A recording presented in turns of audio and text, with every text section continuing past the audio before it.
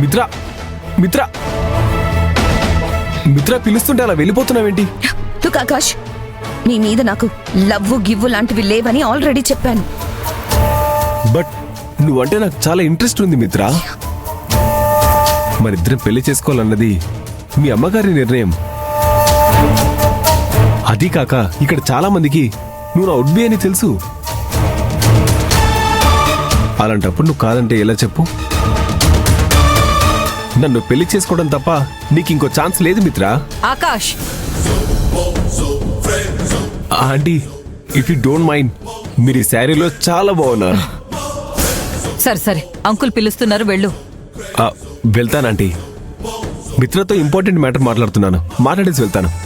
అంతకంటే ముఖ్యమైన మ్యాటర్ నేను మిత్రతో మాట్లాడాలి, నువ్వు వెళ్ళు. అది కాదంటీ, ప్లీజ్ మిత్రతో కాసేపు వెళ్ళమని చెప్తున్నాను కదా. ఓకే ఆంటీ, ఉంటాను మిత్ర. మనం ఈ టాపిక్ తర్వాత కంటిన్యూ చేద్దాం, ఓకే?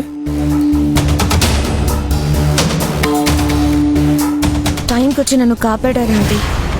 Shut up. ఏం జరిగిందంటే? నువ్వు నాతో చెప్పింది జరగలేదు కదా.